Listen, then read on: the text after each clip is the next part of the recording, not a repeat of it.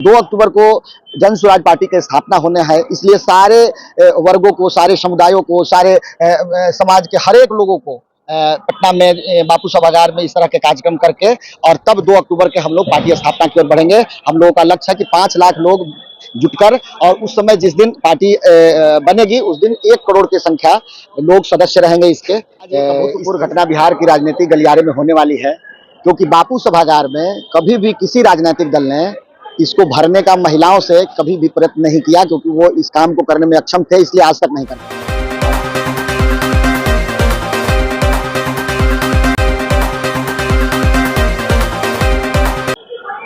जन स्वराज के द्वारा आज महिला कार्यशाला चलाया जा रहा है। इस कार्यशाला का क्या मकसद और मायने देना चाहती है जन स्वराज बिहार की जनता को? जी नमस्ते, मैं कुमार गुड्डू, आप सभी पत्रकारों को और जो दर्शक है उनको मेरा प्रणाम।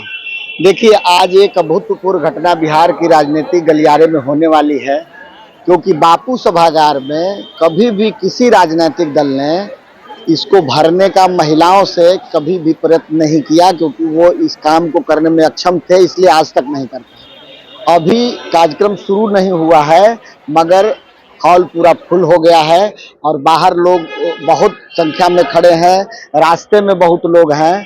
तो ये प्रशांत का ये चौथा कार्यक्रम इस बापू सभागार में है, जो सबसे पहले मीडिया वाले लोगों को, यूट्यूब वाले को साथ हुआ था, फिर युवाओं का हुआ है, आज महिलाओं का है।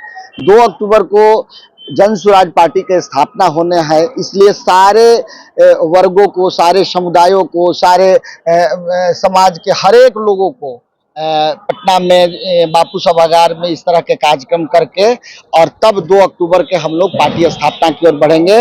हम लोगों का लक्ष्य है कि 5 लाख लोग जुटकर और उस समय जिस दिन पार्टी बनेगी उस दिन 1 करोड़ की संख्या लोग सदस्य रहेंगे। इसके इस व्यवस्था के लिए इस तरह के कार्यक्रम को हम लोग कर रहे हैं। क्या 1 करोड़ जो है लोग इसमें अट जाएंगे? 1 करोड़ लोग सदस्य बन चुके होंगे। 1 करोड़ लोग एक जगह इकट्ठा नहीं हो सकते, मगर मैक्सिमम 5 से 10 लाख लोग जो 2 अक्टूबर की पार्टी की स्थापना है उसमें लोग जरूर जुड़ेंगे। क्या बिहार के सभी सीटों पे जन स्वराज चुनाव लड़ेंगे? शांत के कहना ही है कि 242 नहीं 243 पे लड़ेंगे, किसी के साथ गठबंधन नहीं करेंगे। अगर ये भी लोग प्रश्न करते हैं कि बाद की राजनीति में अगर आपने 2, 4, 5 सीट आया और अगर आपको किसी से गठबंधन करने की बात हुई तो क्या करेंगे? तो प्रशांत कहते हैं कि मैं फिर से 5 साल पद यात्रा करूंगा और लोगों से वोट मांगूंगा। अगर लोग मेरी बात को इस बार नहीं समझ पाए फिर अगले 5-10 साल मेहनत करूंगा, मगर गठबंधन किसी के साथ नहीं करूंगा। गुड्डू जी, एक बयान प्रशांत किशोर ने कहा है कि बिहार के प्रदेश अध्यक्ष, पहला प्रदेश अध्यक्ष दलित होगा, दलित समाज से होगा, और अब जो है कि महिलाओं की कार्यशाला चला करके जो है, तो कहीं ना कहीं अब ये सवाल भी उठ रहा है कि प्रशांत किशोर जो है कि दलितों पे अब राजनीति करना चाहते हैं और कहीं ना कहीं दलित और महिलाओं का वोट भी जो है उनका नजर है। देखिए, प्रशांत का सीधा एक समझ है और राजनीति में वो किसी बात को छुपा के अभी तक नहीं कर रहे हैं। वो इसी सभा में जब अपने 10,000 कार्यकर्ताओं के बीच में जब वो पूछ रहे थे कि समाज के किन वर्गों को पहले हम लोगों को स्थान देना चाहिए और उनको प्रथम स्थान देना चाहिए, तो इसी कार्यशाला में लोग बताए कि जो समाज के सबसे निचले पायदान पे हैं उन्हीं को सबसे प्रमुख बनाया जाए। इसमें राजनीति नहीं है, इसमें ये है कि समाज के, उसी समाज के प्रबुद्ध सैकड़ों, हजारों, लाखों लोग जब जुड़ेंगे और उसी में से एक बहुत सामाजिक, राजनीतिक और नए विचारों के साथ जो लैस होगा उनको पद दिया जाएगा और बारी बारी से सभी को पद मिलेगा।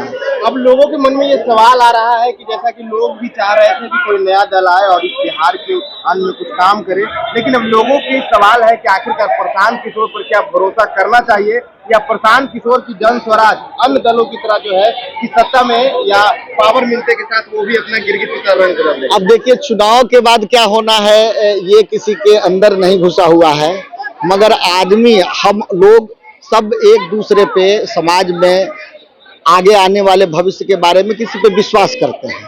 और अभी तक प्रशांत जी शुद्धता के साथ राजनीति को सामाजिक परिवेश से जोड़ के और लोगों को जागृत करके समाज को उस रूप में ले जाना चाहते हैं जो राजनीतिक बंधुआगिरी से मुक्ति दिला सके।